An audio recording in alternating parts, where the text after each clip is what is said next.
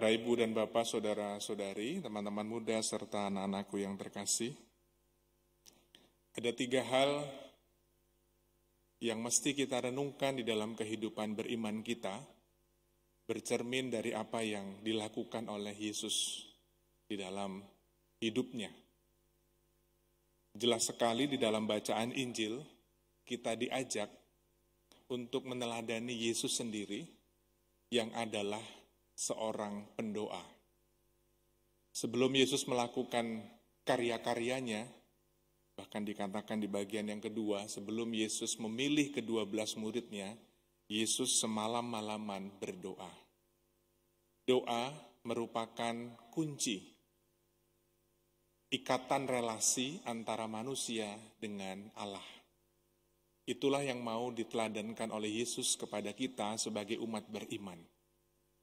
Moga-moga doa menjadi prioritas di dalam hidup kita, karena tanpa doa, bagaimana mungkin kita punya relasi yang semakin akrab, punya relasi yang semakin intim dengan Tuhan sendiri, yang setiap hari menuntun dan membimbing langkah kehidupan kita. Yang kedua, Yesus memilih ke-12 muridnya. Artinya apa? Yesus juga membentuk sebuah komunitas. Komunitas menjadi tempat atau cara beriman, dan disitulah bertumbuh. Dalam komunitas itu, para murid bertumbuh, karena di dalamnya ada Yesus sendiri yang senantiasa membimbing mereka.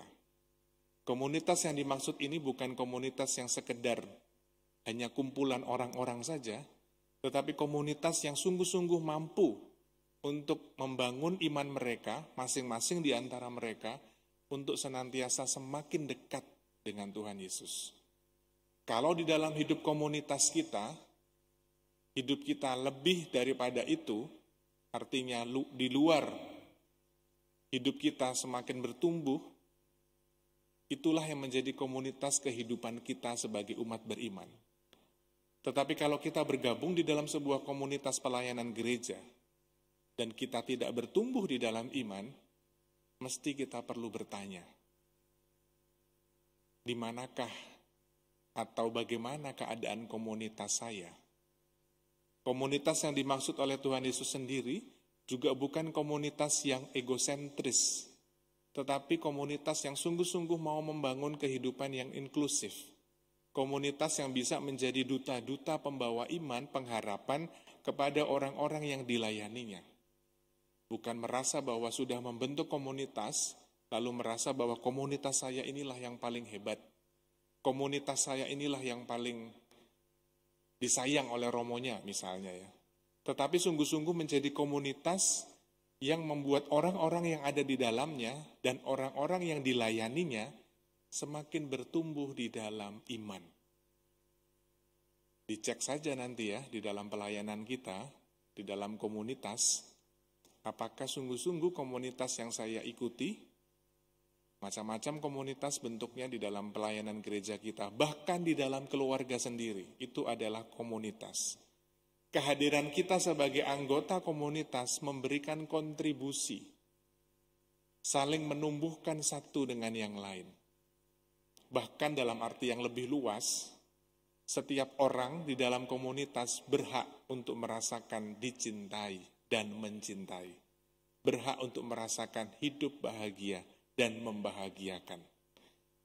Kalau di dalam komunitas isinya sedih-sedih, ya, duka cita terus, bahkan mungkin merasa semakin lama semakin tidak akrab relasinya dengan Tuhan Yesus, perlu bertanya, ada apa dengan komunitas saya?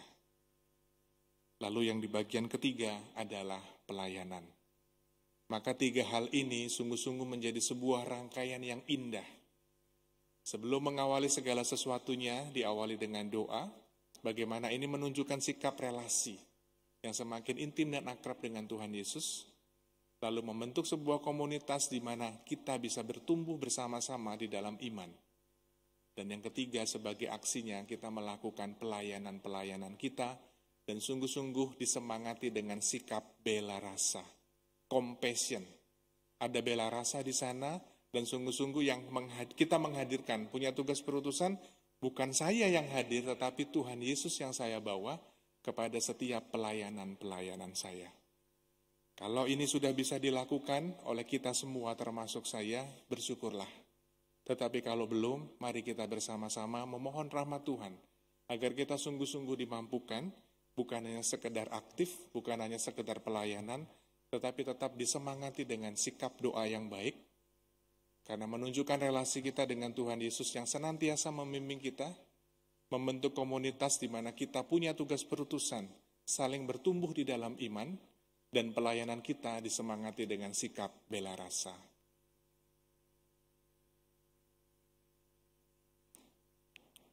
Tuhan yang Maha Baik, semoga melalui teladan-Mu Engkau senantiasa menyertai kami semua, dan juga melalui Simon dan Yudas yang senantiasa memberikan teladan sebagai seorang rasul-rasul-Mu yang tetap mempunyai relasi yang semakin intim dengan-Mu di dalam doa-doa kami, mempunyai sikap untuk saling menumbuhkan di dalam iman, dan juga semangat bela rasa di dalam pelayanan kami. Semoga Engkau sendiri senantiasa menyertai dan membimbing di dalam peziarahan hidup kami sehari-hari, di dalam keluarga-keluarga dan komunitas kami. Demi Kristus Tuhan dan pengantara kami. Amin.